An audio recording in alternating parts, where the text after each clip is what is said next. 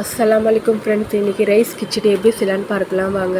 அதுக்கு வெங்காயம் 3 எடுத்துக்கிட்டேன், தக்காளி 2, புதினா கொஞ்சம், கொத்தமல்லி கொஞ்சம், பச்சை மிளகாய் 4, அரிசி 2 டம்ளர், சிறுபருப்பு 1/4 டம்ளர். அரிசியில் தண்ணியை ஊற்றிக்கிட்டு பருப்பையும் சேர்த்துக்கிட்டு கொஞ்சம் நேரம் ஊற வச்சுக்கலாம். இப்போ குக்கரை எடுத்துக்கிட்டு கொஞ்சமாக எண்ணெய் ஊற்றிக்கிட்டு பட்டை, லவங்கம், ஏலக்காய் போட்டுட்டு வெங்காயத்தை சேர்த்துக்கிட்டு கொஞ்சமாக சால்ட்டை சேர்த்துக்கிறேன். இது நல்லா பொன்னிறம் ஆற இருக்கும், அப்படியே விட்டுடுங்க.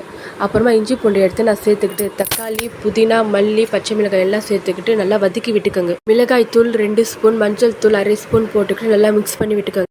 இப்போது 2 டம்ளர் தண்ணி எடுத்து நான் அதில் ஊற்றிக்கிட்டு நல்லா கொதி வந்துட்டு அப்புறமா வாஷ் பண்ணி வச்சுருந்த அரிசி எடுத்து சேர்த்துக்கிட்டு நல்லா மிக்ஸ் பண்ணி விட்டுக்கோங்க. இப்போது நல்லா கொதி வந்த அப்புறமா 2 ஸ்பூன் நெய்யை ஊற்றிக்கிட்டு இப்போ குக்கரை விசில விட்டுரு போகிறேன். 2 விசிலுக்கு வந்த அப்புறமா ரைஸ் நல்லா வெந்துச்சு. எப்படி வந்திருக்கு நீங்களே பாருங்கள். சூப்பரான ரைஸ் கிச்சடி ரெடி ஆயிடுச்சு. உங்களுக்கு இந்த ரெசிபி பிடிச்சிருந்தா லைக் பண்ணுங்கள், ஷேர் பண்ணுங்கள், கமெண்ட் பண்ணுங்கள். மறக்காமல் பெல் பட்டனை கிளிக் பண்ணுங்கள். Thank you friends.